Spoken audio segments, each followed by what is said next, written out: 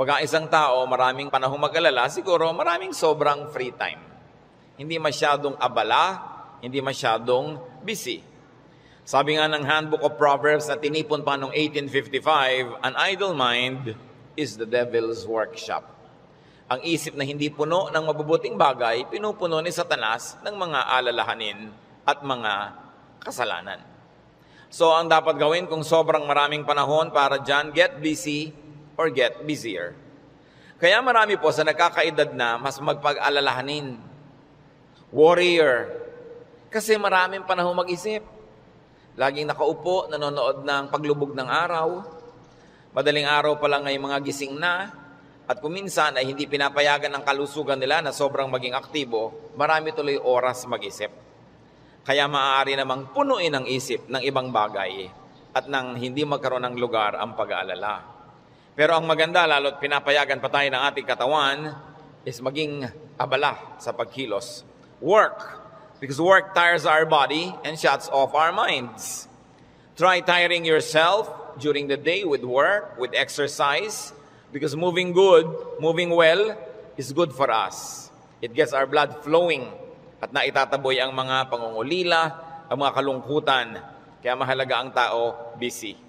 Pero yung sobra namang busy, ganun din ang nangyayari. Because too much preoccupation can backfire. Sabi nga na, many fears are born of fatigue. Pag ang isang tao ay sobra-sobra din namang pagod, ang isip niya nagkakaroon din ng mga kalungkutan at alalahanin. When you worry too much, baka wala ka masyadong tanim na mabuti at natatakot kang umani ng itinanim. Baka marami ka pang tanim na masama, kaya nag-aalala ka tuloy. Kasi kung marami ka itinanim na mabuti, nananabi ka sa pagdating ng bukas dahil baka mamunga na ang mga itinanim mo. Galatians 6:7, do not be deceived. God cannot be mocked. A man reaps what he sows. Hindi tayo pwedeng dapat magpadaya kung ano itinatanim daw ay inaani. Kaya kung nakapagtanim na tayo ng maraming hindi maganda sa buhay, it's time to uproot bad plants. Pwede pa naman niyang bunutin, may pag-asa pa. Kahit nakapagtanim ka na at nalaman mong damo ang itinanim mo, hindi maganda, bunutin. Stop doing wrong kung ginagawa yun at nagawa na. Repent and seek forgiveness. Maraming nabuburang utang pag humihingi tayo ng patawad at tayo ay nagpapakumbaba. At ang dapat gawin habang may panahon, magtanim ng mabuti. Kahit naman may edad ka na, marami pa ring oras para gumawa, magsabi ng mabuti. Ang old age nga, ang pinakamagandang panahon para ituwid ang mga liko, itama ang mga mali, at tapunan ng liwanag ang mga madidilim na bahagi ng ating nakaraan. When you worry too much, baka kulang sa pananalig. Perhaps you're lacking in faith. Sa Matthew 8:24-26, without warning, a furious storm came up on the lake so that the waves swept over the boat. But Jesus was sleeping. The disciples went and woke him, saying, Lord, save us. We're going to drown. He replied, you of little faith, why are you so afraid? Then he got up and rebuked the winds and the waves, and it was completely calm. Well, actually, rational naman at valid yung fear nila dahil malakas ang bagyo, sinasalanta ng bagyo at ng mga waves at mga alon at hangin yung kanilang sasakyang pangdagat. Hindi naman imposibleng matakot ka nun at hindi naman yun unreasonable. Pero nakita natin yung statement ng Panginoong Hesus dito. He equated fear with lack of faith. Kaya pag marami tayong mga takot at kinakatakutan, ang dapat nating siyasatin yung ating pananalig. We should check our faith. The more faith we have, the less fears. The more fears, it means the less faith. Sabi nga, faith is the assurance of things hoped for, the evidence of things not seen. And if you're assured and you have evidence of God's goodness through faith, you will be much, much less prone to worry. Kaya si Pedro, nung pinalakad ng Panginoon sa tubig, nung siya'y nag-alala, natakot, siya'y lumubog. Matthew 14:29-31, come, he said. Then Peter got out of the boat, walked on the water, and came toward Jesus. But when he saw the wind, he was afraid, and beginning to sink, cried out, Lord, save me. Immediately Jesus reached out his hand and caught him. You of little faith, why did you doubt? In both cases, yung lulubog na bangka at lulubog na Pedro, pareho silang sumigaw, Lord, iligtas niyo po ako o iligtas niyo kami, at sila naman ay sinagip ng Panginoon at muling napanatag. So nakikita natin, pwedeng mangyari na mag-alala tayo, pwede tayong malibang na manghina ang pananalig, pero pag nararamdaman na natin yun, na tayo ay tinatalo na ng takot, magpaligtas kay Jesus, manalangin, tumawag, dahil yung example, nakita natin, ang tumatawag sa Panginoon, sinasagip niya. Kaya kung minsan nakakalimot tayong manalig, nakikita mong ninenervyos ka na pala, takot na ang naghahari sa iyong buhay, pangamba, anxiety, even panic, remember Jesus and call upon Him. Siyempre, nakakapanik yung lumulubog ka sa tubig, tulad ng panik ng maraming taong iba't ibang korte at hugis at kulay, but the Lord is still Savior of all our worries and Savior from all our concerns. When you worry too much and you think that your faith is a problem, then ask for more faith. Humingi. Kuminsan ang ating mga panalangin parang grocery list, shopping list, hingi nito, hingi nun. Maganda idagdag dyan yung bagay na hindi material. Humingi ka ng karagdagang pananalig, tibay ng pananalig, sapagkat yung taong may tibay ng pananalig, kahit anong bagyo ang dumating, kahit anong warning at signal ang marinig, hindi siya nababagabag. Mag-alala man, konti lang. Hindi siya natatalo at hindi siya nasasakal ng takot. Kaya ang sabi ng mga apostles sa Luke 17:5, increase our faith. Yan ang panalangin nila sa Panginoong Jesus. Sapagkat napatunayang kulang ang pananalig nila, ang diningin nila, dagdagan yon. It is very important for us to practice faith. Habang ito'y pinapractice mo, you put it to use, lalong tumitibay, lalong lumalalim ang ating pananalig. Kung tayo mapag-alala, baka kulang sa kaalaman sa mga pangako at salita ng Diyos. Kung alam kasi natin ang mga pangako at salita ng Diyos, halos lahat ng concern natin covered. And I dare believe every concern is covered. Nung nananalangin itong sa Solomon, sa Panginoong Diyos, masdan natin ang kanyang paggunita sa mga pangako ng Diyos sa langit. 1 Kings 8:25. Now, Lord, God of Israel, keep for your servant David, my father, the promises you made to him when you said, you shall never fail to have a man to sit before me on the throne of Israel. If only your sons are careful in all they do to walk before me as you have done. And now, O God of Israel, let your word that you promised your servant David, my father, come true. Malakas ang loob nitong Solomon na humingi sa Diyos sapagkat alam niya ang pangako ng Diyos sa kanyang tatay na si David. Kaya sabi niya, yung mga ipinangako niyo po sa ama ko, tuparin niyo, O Diyos. At pagka ang Diyos ay nilalapitan natin, na ang daladala natin ay yung pangako niya mismo at salita niya, ay nakakatiyak tayo na yun ay i-honor. Because God will always honor His word. Solomon, knowledgeable of God's promises to his father, claims it. So it's important for us, bago dumating ang worry, bago dumating ang fear, to know, then to claim and apply God's provision. Hindi kung kailan ka na nag-aalala at natatakot, doon ka pa maghahanap at mag-aaral, baka sa kalituhan mo, wala kang makita. Kaya mahalaga, mag-aral na agad. Sa uluhin ng mga salita ng Diyos, at i-quote sa sarili mo, i-quote sa pinoproblema mo, ang mga pangako niya. Bagamat kung hindi mo yung nagawa at may problema ka na, tagahanap ka pa rin, kapakipakinabang pa rin yun. Pero tiyak na kapakipakinabang lalo kung ginagawa natin before the need arises. Psalm 119 verse 50, sa lahat po ng mga nagdurusa, nahihirapan, memoryahin nyo itong verse na to, alalahanin, gunitain, anumang wika. My comfort in my suffering is this, your promise preserves my life. 5 very big words here. Suffering. Namnamin natin ang Psalm 19:50, sabi, my comfort is my suffering. So unang-una, suffering. Pagka atin pong inalala yan, there is suffering. We all go through suffering. Pero sabi niya, my comfort in my suffering. Bawat suffering, bawat pagdurusa, may kakambal na ginhawa.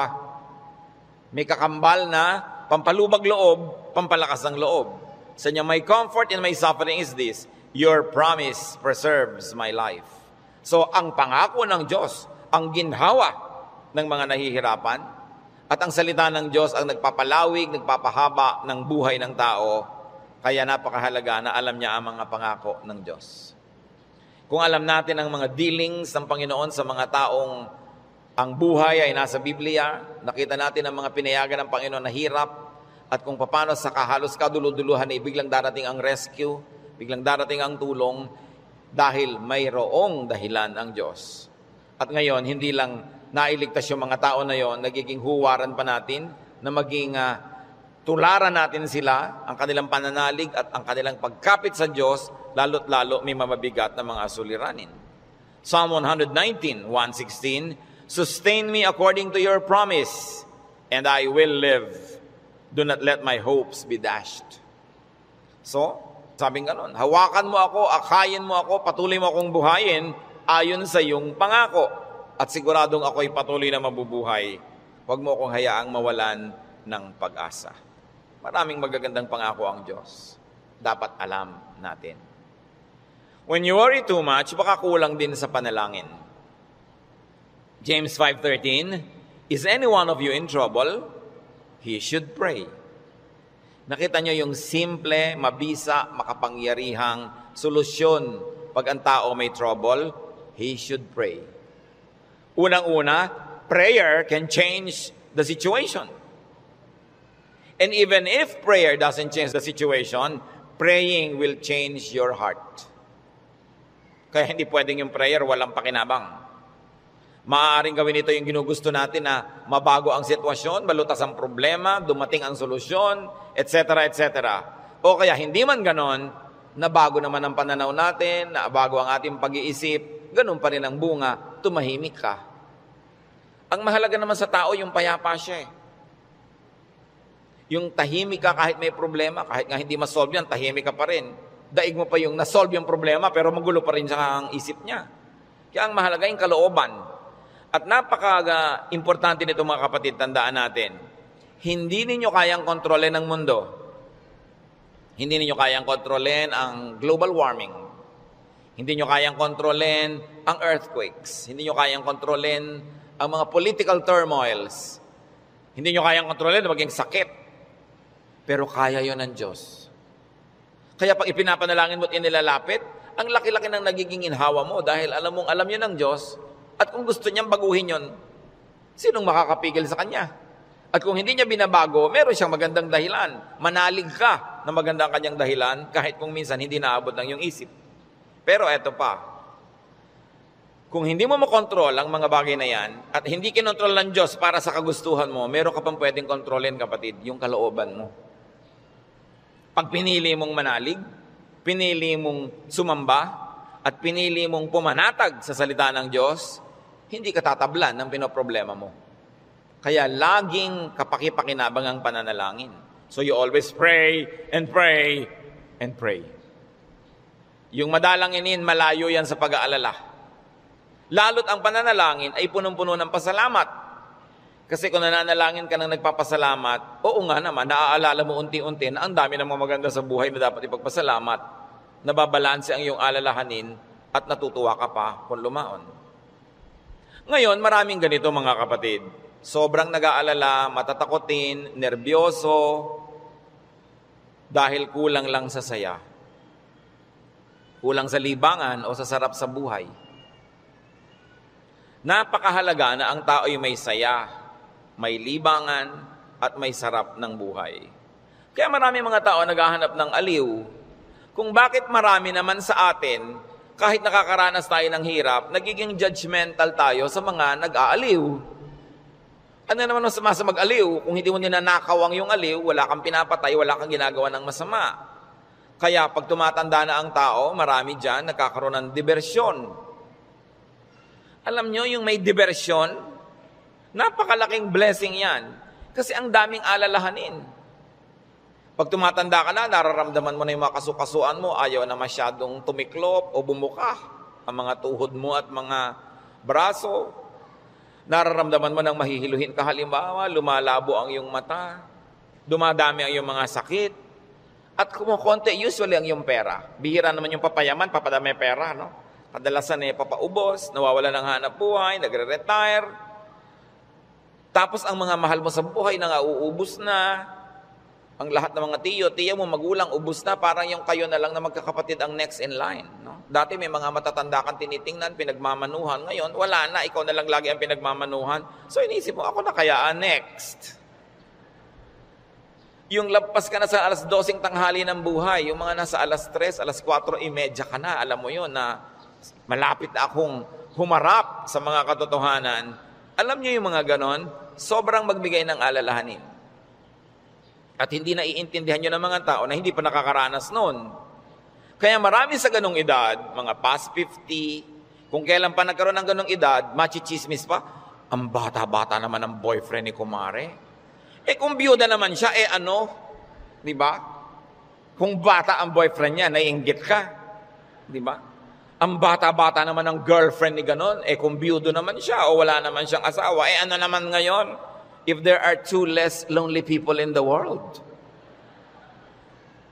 Do not be judgmental sa mga tao naghahanap ng saya. Kasi kadalasan, yung saya mo na lang ang nagtatawid sa'yo sa dilim ng gabi. Yung konting saya mo na lang ang nagbibigay sa'yo ng dahilan para mabuhay pa uli, para bukas o next week. Yung konting libangan mo ang nagbibigay sa'yo ng liwanag sa otherwise, ang dami-dami mo mga alalahanin sa buhay. Hindi dapat silang ginajudge. Pag may nakikita kang dalawang taong magkasama, hindi sila magkaedad, ang tanda-tanda naman ng boyfriend niya, baka naman kulang siya sa pag-ibig ng magulang nung araw. Mabutit nakakuha na ng husband, meron pang tatay. Kung minsan bonus, may lolo pa. Inggit ka, di ba? Kung minsan naman, bakit kaya ang bata-bata nang nagugustuhan ito, may edad na siya? Kung puro kapwa matanda niya ang nakikita, ang pinag-uusapan laging arthritis, blood pressure, blood sugar, mga katarata, glaucoma, nakaka-depress. Kaya kung minsan masarap kasama yung bata na walang iniisip na mga alalahanin, puro happening at gimmick ang naiisip, nalilimutan mo mga problema mo. At yung problemang hindi nasosolve, malaking bagay kung nalilimutan man lang kahit sandali. Because you keep your sanity and you keep your cheerfulness. Mga kapatid, huwag kayong killjoy sa mga taong humahanap ng ligaya kasi hindi nyo naman papaligayahin . Halimbawa, yung nanay nyong byuda, may boyfriend. Mano, byuda naman. Bakit sasamahan mo ba siya pag gusto niyang manood ng TV? Sasamahan mo ba siyang manood ng sunset? Hindi rin naman, busy ka rin sa sarili mong asawa at mga anak. Tapos pinagkakaitan mo yung nanay mo, yung tatay mo ng kaligayahan. Ang mga tao kasi maraming dala, maraming problema. Matuwa tayo pag nakakakita sila ng konting itinatawid sila sa ganong mga hirap. Pasalamat ka na hindi na nga ikaw ang magtatawid at hindi na ikaw yung kailangang laging nandoon. People have needs. Kaya kailangang maging maunawain. Kaya kung marami tayong mga alalahanin, baka kulang ka lang sa entertainment. Hindi naman masama yung entertainment basta wala kang binibreak na law of God. Kumisa kasi yung mga relihiyoso kung bakit galit na galit sa mga tao. Hoy, alam mo, Christian na Christian si nakita ko siyang nagbingo. Kung lumigaya ba siya, hindi naman ninakaw sa iyo yung pantaya. No? So, marami magtatanong niya sa akin and marami will feel uncomfortable. But, lalo yung mga may edad na nating mga nanay, mga tatay, kung ikaliligaya nila, diba? Kakausapin mo ba yan sa haba ng mga kwento? Hindi naman lagi. Basta't walang nananakawan at hindi ka naman naghahangad, gusto mo lang malibang. Kung gusto ng Panginoon, tayo ay magkaroon ng buhay na masaya. Si Elijah, propetang-propeta, natalo ng lungkot, gusto tuloy mamatay. 1 Kings 19:3-5. Elijah was afraid and ran for his life. When he came to Beersheba in Judah, he left his servant there, while he himself went a day's journey into the desert. He came to a broom tree, sat down under it, and prayed that he might die. I have had enough, Lord, he said. Take my life. I am no better than my ancestors. Then he lay down under the tree and fell asleep. Nakita niyo ang problema niya, natatakot siya, nagtatakbo siya, napagod, tapos iniwan pa niya yung assistant niyang lalaki, nag-isa siya maghapon, magdamag, sobrang nalungkot, na-depressed tuloy, pinaghahalo-halong gutom, pagod, gusto tuloy mamatay. Pero nung ginising ng anghel, pinakain, pinainom, pinatulog uli, ginising, pinakain, pinainom, pinatulog uli. Sumaya na naman, tuloy na naman ang ministry niya. Mahalaga, nakakatawid ka sa difficult days. Ecclesiastes 2:24, a man can do nothing better than to eat and drink and find satisfaction in his work. This too I see is from the hand of God. Nakita nyo, mapaka-halaga kay Solomon i-emphasize na sabi niya, yung pagkain, pag-inom, pagsasaya, galing din yan sa Diyos. Bakit niya idinidiin? Kasi akala ng iba, ang galing lang sa Diyos, krus, pasakit, kalbaryo. Aming ganon. Kung kailangan danasin yon, danasin. Pero hindi laging ganon ang kalooban ng Panginoon. Gusto niya tayo na mag-enjoy. At sinabi, to find satisfaction in all His work. Not in somebody else's work, not in somebody else's fruits, but in someone's work. In other words, kung nasan ka, anong ginagawa mo, doon ka umimbento ng saya. Doon ka humanap ng ikaliligaya mo. Sapagkat yun ang doable, yun ang reachable. Ecclesiastes 3:13, that everyone may eat and drink and find satisfaction in all his toil. This is the gift of God. Gusto ng Diyos, pag kumakain ka, masaya ka. Umiinom ka, na-enjoy mo yung iniinom mo. May ginagawa ka, hindi ka nagdadabog, natutuwa ka sa ginagawa mo. Ang payo pa ni Solomon, Ecclesiastes 9:8, always be clothed in white and always anoint your head with oil. Baka naman bukas sa kaputi na kayo lahat. Yung puti kasi is associated with linen sa Israel at sa mga disyertong bansa tulad ng Egypt, kaya lahat ng mga nobles laging naka-white, nakalinen. Ibig sabihin kasi comfortable and beautiful. So ang sinasabi ni Solomon, be comfortable, have pleasure, and enjoy beauty, even in what you wear. Sa dami ng lungkot ng mundo, pag may konting saya na pwede mong kunin sa hangin, kunin mo. Pag may konting kaligayahan, kunin mo. Kasi maraming kalungkutan na hindi mo pwedeng iwasan. Mabuti na yung marami kang deposit sa alkansya ng saya, para pag may panahon ng pagdurusa, may madukot kang saya, pampalakas sa mga araw na malungkot ka. Kaya kung may pagkakataong sumaya, magpakasaya ka. May pagkakataong gandahan ng environment, gandahan mo kasi kung minsan napipilitan kang tumingin sa hindi maganda. Meron kang pagkakataong guminhawa, pagginhawahin mo. Kasi maraming beses hindi ka maginhawa at wala kang magagawa tungkol doon. So buti na yung marami kang pabaon sa sarili mo na saya, tawa, kagandahan, para pagka panahon ng tagsalat, meron kang panggagalingan ng lakas. Surround yourself with what is beautiful and pleasurable and comfortable. Sabi nga ni Balagtas, sapagkat ang mundo'y bayan ng hinagpis, mamamaya'y sukat tibayan ang dibdib. At ang isa sa mga pagpapatibay niyan, whenever you can be happy, be happy. So that when sadness that cannot be avoided comes, then you are well equipped. Because yung balance mo, kahit ma-withdrawhan ng lungkot, yung sayang nakatago, ang balance mo, marami pa ring sayang natira. Kaya ministry natin, mga kapatid, na magpasaya rin sa isa't isa. Hindi magpalungkot. Hindi may nagsasaya, maiinis ka. May nagkakakanta ng I did it my way, babarilin mo. No? Hayaan mo siya magkakanta. Alam mo ba kung anong problema niya sa buhay? Baka kailangan niya ang kidney transplant. Baka yung asawa niya may cancer. Baka ang mga anak niya walang pangmatrikula. At gusto na niyang tumalon sa ilog na walang tubig dahil El Nino. Kaya ang laki ng problema, tatalo ka sa ilog, di ka malulunod.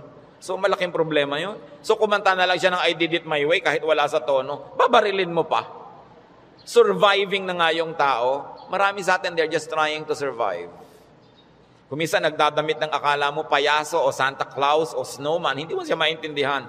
Pero kung nagpapaligaya ba sa kanya, hindi naman ninakaw sa iyo yung suot niya, anong paki mo? Hayaan mo siya, masaya siya.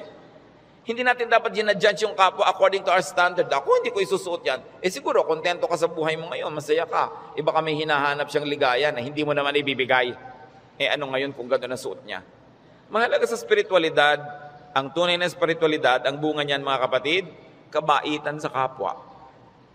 Kung hindi ka mabait, kahit sa ulo mo yung buong Biblia, sayang lang. Para ano? When you worry too much, baka sobra ka ng pakikinig sa balita, bad news. Yung makinig sa balita, manood ng primetime TV, garantisado, lulungkot ka. Kung hindi ka naman mawala ng ganang kumain dahil oras ng hapunan. Babae, tinadtad, sinigan, inilagay sa drum, nilagyan ng semento, hinulog sa dagat. Gusto nyo bang panghimagas yan sa inyong paghahapunan? O kaya appetizer, kung late kayo wala kayong mapapala kapapanood yan. Hindi nyo naman kailangan malaman. Nananakot lang para bumenta. Siyempre, because bad news is good news in journalism. Ibig sabihin, papansinin ng tao. Pag nagpapakinig ka sa mga El Nino, La Nina na yan, mga earthquake, takot ang aabutin mo. May magagawa ka ba dyan? Ikaw ba si Bernardo Carpio? Sige, pigilan mo ang paggalaw ng lupa para huwag lumindol. Kaya mo ba yan? So yan ang mga takot na hindi mo naman kailangang entertainin. Kasi wala ka naman magagawa tukol dyan. Kaya manalangin ka. Yan sabi, pray, pray, pray. Siyempre, marami pang nananakot ay padami na ng padami ang tao sa mundo. Actually, pag nag-aeroplano kayo, makikita nyo, ang dami pang lupang walang laman eh. Nagkakagulo lang yung mga tao sa mga bayan-bayan at crossing. Pero ang dami pang maluwag. Napakarami ka lang siksikan kasi because of the imbalance ng economy. Natatakot ang mga tao na mauubos na daw ang langis. Actually, mga daang taon pa yan bago maubos. At hindi pa nga nauubos, nakaka-imbento na ang tao ng mga bagong alternative sources of energy. Ang tao kasi fearfully and wonderfully made by God. We were made wonderfully. People will find a way as life finds a way. Sabi niyo ba, papangit na ang buhay? Hindi totoo yun. Tingnan nyo lang ang cellphone na hawak nyo o nasa bag nyo, malalaman nyo umasenso ang buhay. Nung araw, mayayaman lang ang mga may telepono. Yung halos gumapang ka sa lupa, kumatok, pwede po bang makitawag, Mrs. Cruz? Di ba? Dahil sila lang ang may telepono, siya naman may rollers pa. Mamaya! Ngayon kahit balot vendor may cellphone. Hindi pa ba yan asenso ng humanidad? Ang mga pharaoh, ang mga Roman emperors, ngayon nahuhukay mga bangkay nila, simpleng abscess lang ng bagang namatay. Appendicitis namatay. Ngayon, routine na lang yan. Diba? Routine. Ang dati nating presidente, Manuel Quezon, namatay sa tuberculosis. Ngayon, nagagamot na yan. In other words, nag-i-improve ang science, nag-i-improve ang technology, natututo tayo ng green architecture, green lifestyle. Sabi natin, parumi ng parumi ang mga ilog, buti pa ng araw na malilinis ang ilog natin. Lilinis din yan kasi magigising din tayo sa katotohanan na walang kwenta ang maruming ilog. Yung dating kerumi-ruming ilog sa Singapore, ngayon, ang linis-linis na, ang dami na uling isda. Ganon din naman sa Stockholm, sa Sweden. Sa gitna ng city, ang linis ng ilog, may mga nangingisda, kinakain nila yung isda. Dati daw yung parang Pasig. In other words, ang tao kasi natututo. Matututo, mag-a-adjust tayo eh. Nagkakaroon ng maraming research sa siyensya. Hindi ba kahit nga ngayon 10, mukhang 30? Napapahaba ang kabataan para mag-enjoy pa ng maraming bagay. Yung mga kulot ngayon, gusto mo tuwid ang buhok mo, bukas tuwid. Gusto mo kulot ulit next week, kulot. Maraming nagagawa ang tao. Ang pagkain, nung araw nga, bago ka makakain ng palitaw, kailan magigiling ka pa ng malagkit, mga 3 oras mong ginigiling-giling sa bato. Ngayon, punta ka sa Via Mare, mamimili ka ng lahat. Parang piyesta araw-araw. Maraming tao nung araw, pagka piyesta lang nakakakain ng lechon. O kaya ng karne. Kasi hindi naman available. Pero ngayon, pipiliin mo pa. Puro leg ba, puro likod, puro napipili. Ang trend ng buhay, pag tinan nyo mga kapatid, papaganda.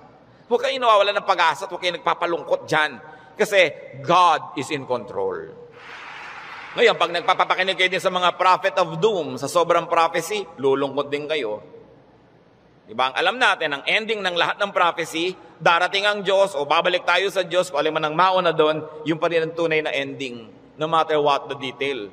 Kaya ng ating dapat bigyan ng pansin. We romance the past too much. Laging the good old days, the good old days. Sabi ni Solomon sa Ecclesiastes 7:10, do not say, why were the old days better than these? For it is not wise to ask such questions.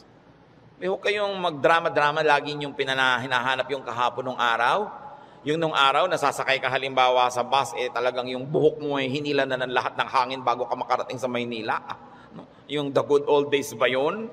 Na para ka magkaroon ng ice cream, gagawa ka? Good old days ba yun?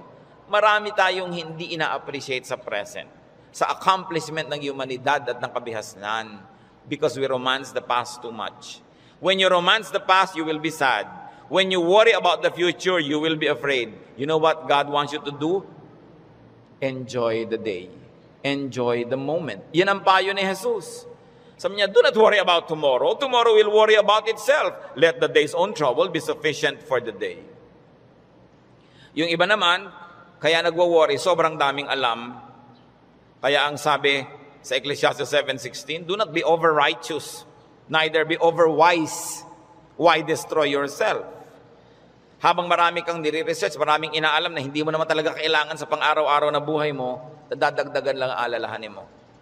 And sometimes, even in religious studies, ganyan yan. Marami ngayong mga TV networks nagpapakute para makakuha ng audience, mapanood. Walang ginagawa kundi siraan ng Diyos, siraan ng Biblia, guluhin ang pananalig ng mga nananalig. Tapos pag naman nanood ka ng nanood, nakinig ka ng nakinig, ang ending mo ngayon, malilito ka. Hindi ka ngayon makatulog. Anong bunga nun sa'yo? So huwag mo nalang panoorin. Tahimik ang pananalig mo. Peaceful ka. That is a gift from God.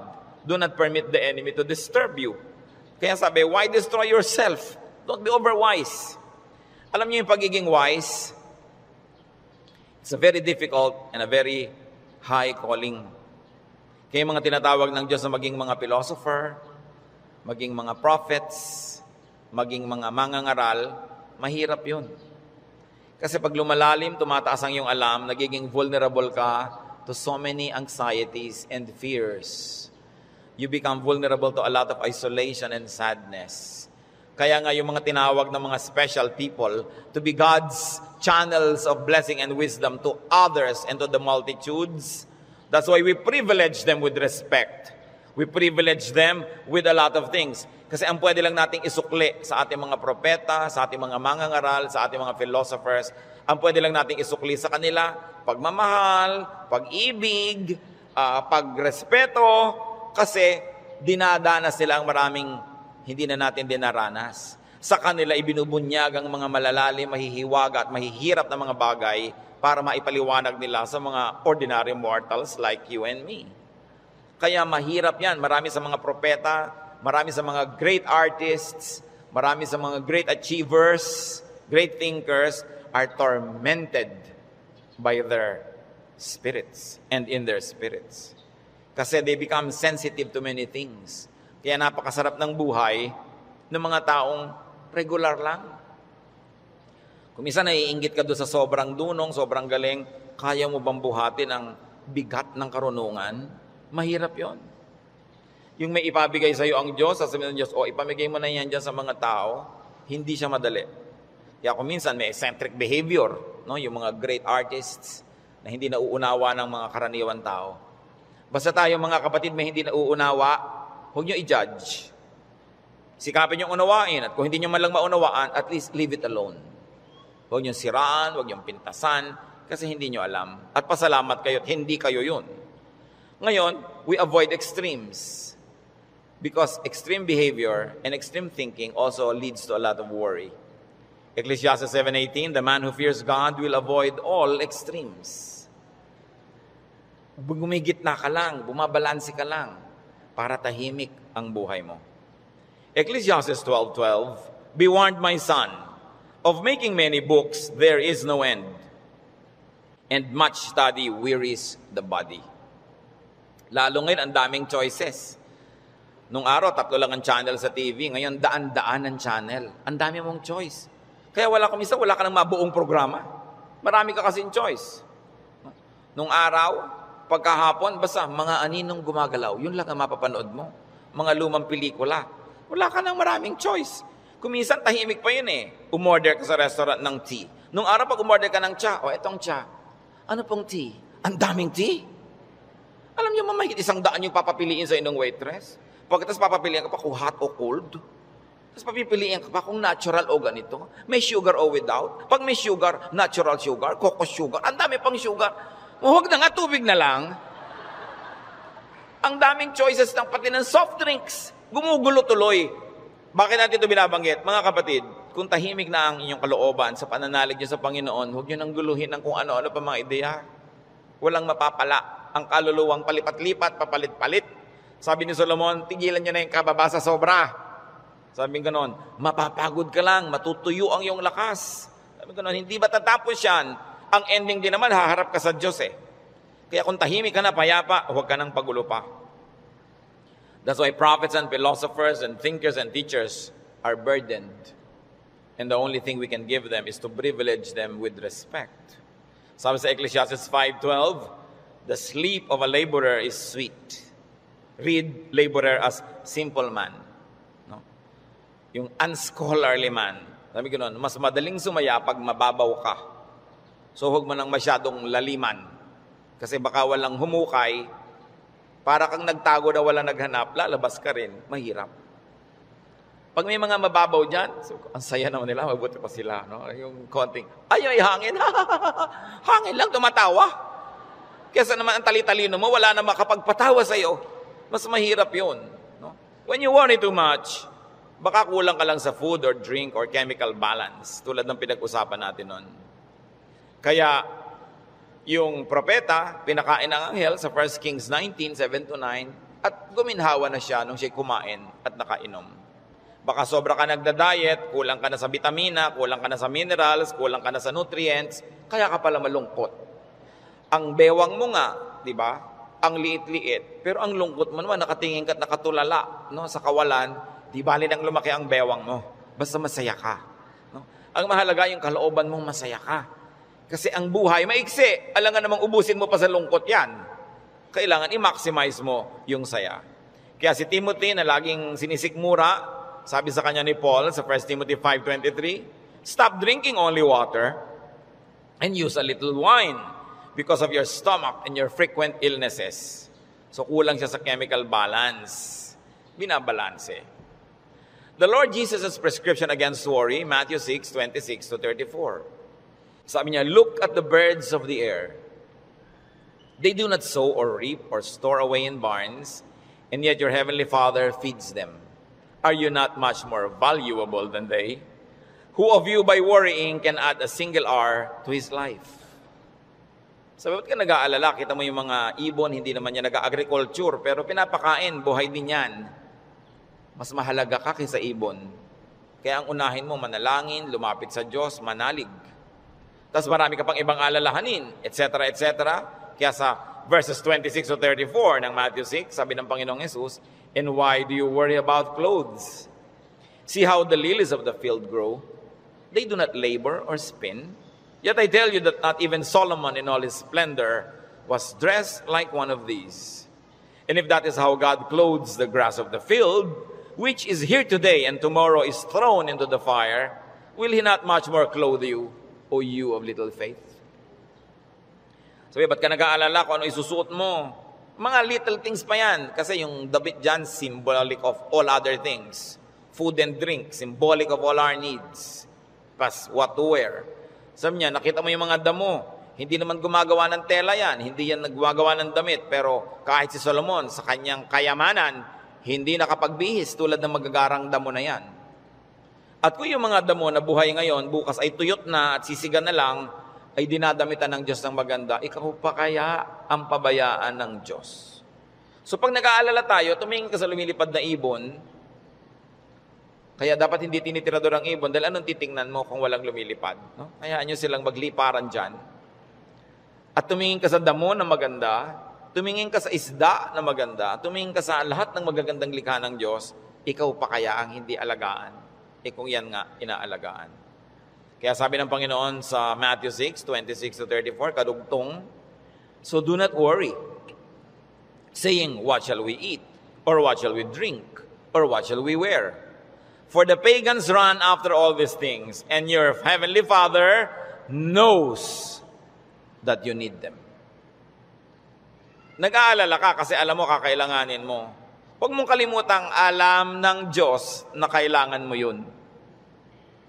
At kung inassignan ka ng buhay ng Diyos na ganito kahaba, alangan namang wala siyang ilagay na provision. Paano ka mabubuhay? Hindi matutupad yung plano niya para sa'yo. Kaya pakakainin ka niya. Bubuhayin ka niya. Maaaring hindi siya laging gumawa ng himala, pero itinanim niya sa iyong isip, sa iyong puso, sa iyong naturalesa, na bubuhayin mo ang iyong sarili kahit anong mangyari. Life finds a way. Kaya yung mga nagbebenta ng life insurance, pag tinanong mo, ba't po kayo nag-i-insure ng mga tao, paano kung mamatay lahat yan? Sasabihin nila, hindi. Kasi ang tao talagang kahit anong mangyari, pananatilihin niya ang sarili niyang buhay. Kaya yun ang kakampi ng insurance company, yung pag-ibig ng tao sa buhay, nabubuhayin niya ang sarili niya. Ikaw ba halimbawa, pag may insurance ka, napapalitan ng paa mong naputol, puputulin mo nga para mapalitan. Hindi, di ba? Hindi ko mo may insurance ka, gagawin mo yun. Kasi mahal mo yung katawan mo, mahal mo yung buhay mo. Itinakda yun ng Diyos. Kaya mananatili ang tao under His care. It is natural to us. So why worry about global warming? Luma na yun. El Nino or La Nina or earthquakes, lalong luma na yun. No? Pag tinignan yung mga guho ng mga Roman buildings ng 2,000 taon na ang nakalipas, noon lumindol. Laging may lindol. Lagi. Buhay pa rin ang buong humanidad. No? May mga nasasalanta, pero marami pa rin nanatiling buhay. At as we always say, earthquakes don't kill, but bad buildings do. Kaya nga nagkakaroon ng kapabayaan yung mga tao. Kumisan, mapahamak tuloy. Yung mga earthquake na yan, noon pa yan, unang panahon pa. Hindi na yan bago. Sabi sa Ecclesiastes 1:9-10, what has been will be again, and what has been done will be done again. There is nothing new under the sun. Alam na yan ng Diyos. Nagkaroon lang kasi ng pangalan niyang El Nino kaya naging warriors tayo. Nung araw pa sinaunang panahon, hindi umuulan, yung mga tao magpoprosesyon sa mga bukid para umulan. Nangyayari na nun. Pero may bukid pa rin, may tao pa rin, dumadami pa nga. Is there anything of which one can say, look, there is something new? It was here already, long ago. It was here before our time. And if it was here before our time, then it was God designed, God ordained. It is in accordance with God's will. And if God promises that He will take care of you, and He knows the natural things that will happen, God knows how to take care of His people. Yun ang dapat nating panghawakan. Hindi ka padala sa takot, sa mga sensational news. Kapatid, kung ano man ang pinoproblema mo, nandyan na yan, matagal na. Inilagay yan dyan ng Diyos. O kung hindi man, pinayagan niyang malagay yan dyan, alam niya. At kung alam ng Diyos, pwede ka magtiwala. Huwag mong problemahin. Listen, church. Ang problema, nagiging problema kasi pinoproblema. Pag hindi mo pinroblema, di hindi problema. Kaya 2 tao, 2 ina, yung isa yung anak, wala pa, 2:00 na ng umaga, balisang-balisa, hindi makatulog. Yung isang ina naman, tulog na tulog. Parehong wala yung anak nila. Yung isa kasi pinoproblema niya, yung isa hindi. So, malaki na yon, alam na niya umuwi. Lalong-lalo kung may pangatlo pa na hindi naman problema, dahil sabi niya, ipinanalangin ko na sa Lord. Wala ako sa kinakalagyan ng anak ko ngayon, pero nandun ang Diyos, so binilin ko na. In fact, mas mahal naman ng Diyos yung anak ko kaysa mahal ko yung anak ko. So magtitiwala ako at matutulog ako dahil anong mapapala kung gising ako dito? So iba-ibang attitude, pare-parehong sitwasyon. Your attitude will shape your lifestyle. No? Ganon yun. Kung minsan merong mga asawa na hindi na halos pansinin ng asawa nila, laging wala. Merong mga nag-aalala, bakit siya laging wala, etc., etc. Meron mga, salamat, wala siya. Marami akong magagawa ngayon, walang abala. Nasa sayo yan, kung anong gagawin mo sa buhay mo. Pero hanggang hindi mo pinoproblema ang isang bagay, hindi yun problema. Ngayon, iniisip mo, ano kaya, Pastor, ano magagangyari po pag natunaw lahat ng mga yelo sa North Pole? Lumayas ka sa harap ko, hindi ko alam. Bakit mo ipapaproblema sa akin ng mga yelo sa North Pole? Diba? Ba't natin po problemahin yan? Magdasal ka, kahit alam ko na kasi lumubog ang buong mundo eh. Gusto ng Lord na lumutang sila Noah, lumutang. Di lumapit ka sa Diyos para kahit lumubog, lumutang ka. Bakit mo pa problemahin yung buong yelo, buong Antarctica? Ang saya-saya ng buhay ko dito, bibigyan mo ako ng problema. Ano po kaya't naglilindol? Kaya ba natin pigilit kahit anong gawin natin dito? Diba? But of course, there are practical things you can do to minimize risk and danger. But you can only do so much. Kaya nga may Diyos eh. Para yung hindi mo kaya, ipasa Diyos mo. Magtiwala ka at mag-enjoy ka ng buhay. Gumawa ka ng mabuti. Kaya tayo gusto ng Diyos na pumanatag, tumahimik, para sa kapanatagan at katahimikan, ma-inspire kang gumawa ng mabuti. Hindi lang para magpasasa sa sarap. Your stability in life, your wealth, your security, your health, should not only be used for your personal enjoyment. It must become the springboard for much nobler missions in life. Na kumbaga, wala ka ng need, so pwede ka na magbigay. Malakas ka naman, pwede kang tumulong. Tahimik ang loob mo, pwede kang umakay, umunawa sa mga magugulo ang loob. Kaya gusto nating pumanatag, umayos, hindi lang para magpasarap. Para magawa natin yung misyon na ibinibigay sa atin ng Diyos na maging blessing tayo sa ating mga kapwa-tao. So, brothers and sisters, think about the things you worry about. It's your decision if you like to turn them into problems. Pag pinroblematize mo. Maraming mga tanong pa, mga doktrina na hindi natin alam. Ano po kaya ang itsura natin sa langit? Hindi natin alam. Ang problemahin mo, mapasama ka doon. At alam natin yan, manalig ka sa Panginoon, humingi ka ng tawad para sa iyong mga kasalanan, tanggapin mo si Jesus sa Panginoon tagapagligtas, at siya na ang may problema sa mga detalye. Bakit mo pinoproblema? Kahit naman tayo magtalo, mapuyat, hindi natin masasagot. Ipa sa Diyos ang mga bagay. Ito ang isa sa mga pinakamalalalim na regalo ng Diyos sa atin sa pananalig. Nagkakaroon ka ng kapayapaan. Nagkakaroon ka ng katahimikan. Matthew 6:26-34, karagdagan. Sabi ng Panginoon, sa halip ng mga problema kayo, seek first His kingdom and His righteousness, and all these things will be given to you as well. Therefore, do not worry about tomorrow, for tomorrow will worry about itself. Each day has enough trouble of its own. Huwag laging alalahanin ang nakaraan, nakakalungkot. Kaya pag kami mga medyo senior ladies magpa-party, tapos ini-invite ako, baka ang tugtog nyo, puro 60s and 70s, ha? Ayokong pumunta. Puro na lang tayo nung high school natin, nung ganyan. Wala na ba tayong future? Puro past na lang ang pinag-uusapan? Kaya kung minsan nakakatamad na rin umatin ng mga high school reunion, walang pinag-uusapan ko din nakaraan. Mahalaga ang tao, engaged niya yung today, hopeful siya about tomorrow, may mga plans siyang pinag-uusapan, hindi puro past, hindi puro lungkot. Kasi sayang ang isang araw na inubos mo sa lungkot, pwede mo namang pasayahin. Okay, maganda rin naman kumisang makinig ng mga lumang tugtog, mag-alala ng kahapon, pero huwag sobra. Because when you romance the past, you will be sad. Marami pa tayong, kaya hindi pa tayo kinukuha ng Diyos, may today pa, para mabuhay tayo today. At yung bukas, hawak niya yan, hindi natin hawak, so huwag yung agawin sa Kanya. Kaya nagiging mabigat, inaagaw niyo sa Diyos yung pagbuhat sa past. Pero yung today, kayang-kaya nating hawakan sa tulong ng Diyos kasi ibinibigay niya sa atin yung today. So sabi niya, ang alalahanin mo lang yung today. May maiinom pa po kaya tayo, Pastor, sa 2020? Ang layo pa nun. May tubig ka ba sa bahay mo ngayon? Meron po, masaya ka na. Bukas, lalagyan ulit yan ng Diyos. Sabi, give us this day our daily bread. Bakit mo lulutasin yung problema ng isang buong buhay sa isang araw? Yung lakas mo para lang sa problema ng araw na to, inuubos mo sa napakaraming araw na problema, kaya kinakapos. Pero lahat ng problema sa araw na to, kasya ang pagpapala ng Diyos sa araw na ito. Kasya. Humihirap kasi yung blessing today, hinahati mo para sa problem tomorrow. Yung problem tomorrow, may kasamang blessing niya yung nakakambal. So yung ngayon ang atupagin mo sa buhay. Hindi ibig sabihin na hindi ka na magpaplano ng future. Nagpaplano ka generally, but you don't get obsessed with that. But don't fail to live the moment, to savor the moment, because it will never happen again. Alam nyo, kahit anong iniintay nyo, pag wala kayong ginawa kundi hintayin yon, ganun lang pala, sandali lang tapos.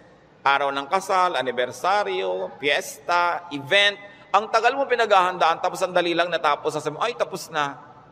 Marami kasi, nahihirapan silang ihanda yung darating pa, pero pag nangyayari na, they are too busy trying to be perfect, hindi nila na-enjoy. Tapos na. Wala na, lugi na sila. So enjoy the moment. Pag kami ikinakasal ako, may ibinubulong akong gano'n. Minsan may tinatanong sa akin, ano po yung ibinulong nyo, Pastor? May mga pakialamera kasi pati ibinulong mo, tinatanong. Sabi ko, wala. Sinabi ko lang, pagkakainan na, kumain kayong mabuti. Huwag kayong mag-entertain ng mga bisita. Tayo kayo ng tayo. Kasi this is your first meal together as husband and wife. Enjoy it. Stop being warriors and perfect hosts. Enjoy your meal. Ito yung meal, enjoyin ko. O, debut mo ngayon, enjoyin mo. Huwag mo nang isipin na kung anong bagay. Kasi mamaya, tapos na yan Dapat ine-enjoy. Pag pangbukas, malayo pa. Do not worry. Focus on today's concerns and pleasures and enjoy whatever can be enjoyed.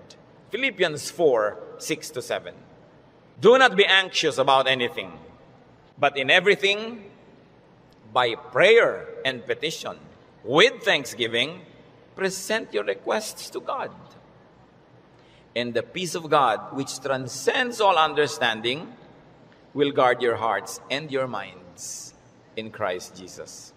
Sabi, huwag kayong mag-alala, huwag kayong matakot, huwag kayong mag-panic tungkol sa kahit anong bagay. At sa halip na yan, sa pamamagitan ng pananalangin taimtim na may kalakip na pasalamat, ilapit nyo sa Diyos ang gusto nyo. Sabi niya, at makikita nyo, yung kapayapaan ng Diyos na mahirap unawain, imposibleng makamit, mararamdaman ninyo. And you will feel secure. So pagka nagkikita yung anxious, mga kapatid, nag-aalala, anong dapat gawin? Pray. With thanksgiving. Hindi lang prayer, puro request. May thanksgiving. Kasi nga, habang naaalala mo yung pagpapasalamat mo, naaalala mo, oo nga naman, maraming maganda sa buhay. Pati ikaw, nababago. Don't be anxious about anything. So do not problematize life in its details. And 1 Peter 5:7 is so very, very powerful. Cast all your anxiety on Him because He cares for you. Sabi, ibigay nyo kay Kristo ang inyong mga alalahanin. Kasi mo, Lord, nag-aalala po ako tungkol sa buhay ko, nag-aalala ako tungkol sa impyerno, nagpapaalala ako tungkol sa buhay na walang hanggan, sa kabilang buhay, nag-aalala ako tungkol sa kakainin ko, sa ganito, sa ganon. Sabi ni Jesus, binayaran ko na yun sa cross, bakit inaalala mo pa? Bayad na yan ha. Kaya sabi, cast all your anxiety on Him. Kasi bayad na. Ipapaalala sa ni Jesus, huwag mo nang problemahin, tapos na yan. Binayaran na. Kaya nga ako nagdugo, nasugatan, nahirapan, nagdusa, namatay, para hindi ka na magdusa. Bakit ginokopya mo ako, hindi naman ikaw ako? Ba't ka naman problema? Problema ko yan. Kaya nga si Jesus, Savior. He is Savior. He is Lord. Lord over all our problems and cares. Kaya sabi ng Ecclesiastes 11:10, so then, banish anxiety from your heart and cast off the troubles of your body, for youth and vigor are meaningless. Sabi, palayasin mo, iwagwag mo ang mga problema mo. Kaya ang laki ng gawa ng word na word, banish. Hindi lang sinabing remove, banish anxiety. And this word anxiety in its original word and language is the same as the clinical word now for anxiety. Yung halos masiraan ka ng bait sa pag-aalala, sa takot, sa panic, sa nervyos. Sabi, iwagwag mo yan, tanggalin mo yan. Hindi yan bagay sa mga anak ng Diyos. Do what it takes para matanggal yan. Kaya mga sinabi natin, maghanap ka ng ligaya, manalangin ka, get busy, alisin mo ang dapat mong alisin, palitan mo ang iyong mga pag-alala ng panalangin, ng kapayapaan, ng pananalig. Bakit? 1 John 4:3, the one who is in you is greater than the one who is in the world. God who lives in you is greater than the spirit that scares you. Kaya napakahalaga na isipin yan, yes, I'm a winner because Jesus Christ is a winner. Matthew 10:29-31, sabi ng Panginoon, are not 2 sparrows sold for a penny? Yet not one of them will fall to the ground apart from the will of your Father. And even the very hairs of your head are all numbered. So don't be afraid. You are worth more than many sparrows. Yung maliliit na ibon sa Israel, ang mura-mura, dalawa nun, isang pera lang. Para halos economic value. Sabi ng Panginoon, hindi ba ang mumura ng mga ibon na yan halos walang halaga? Pero wala ni isa sa mga yan ang namamatay nang hindi alam ng Diyos at hindi pinapayagan ng Diyos. Pati sila, pinapayagan muna ng Diyos na mamatay bago mamatay. Alam ng Diyos ang nangyayari sa kanila. Ikaw, sabing ganon, pati nga number ng buhok mo dyan sa anit mo, alam niya. Alam ng Diyos kung ilan nang nalaglag sa unan kagabi, sumama sa shower, ilan niya kung ilan yung tumutubo, alam niya kung ilan yung nalalagas. Ibig sabihin, ang pagkakaalam ng Diyos sa buhay natin, very updated and very detailed. Kaya sabi niya, huwag kang mag-alala. Higit kang mahalaga kaysa maliliit na ibon. Kaya pinapahalagahan ng Diyos ang iyong buhay, pahalagahan mo rin at huwag kang matakot kahit kailan. Ano ang mga ipinag-aalala niyo mga kapatid? Sa mga binanggit natin o sa mga hindi natin nabanggit, palayasin niyo sa buhay niyo yan. At saka sabi niyo, Pastor, ang laki po ng problema ko, walang solusyon. Walang solusyon? Sabi ko, hindi problema yan. Dahil ang problema, may solusyon. So ang sana pala, pag may problema ka, may kakambal yun na solusyon. Hindi pala yung problema. At lalo namang hindi problema pag walang solusyon. Wala pala solusyon, di huwag mo solven. Tanggapin mo. Dahil yun ang realidad, hindi siya problem, reality siya. So huwag mong ibahin, dahil yun pala yun walang solusyon. So may solusyon o wala, makabubuti sa iyong unawain yun.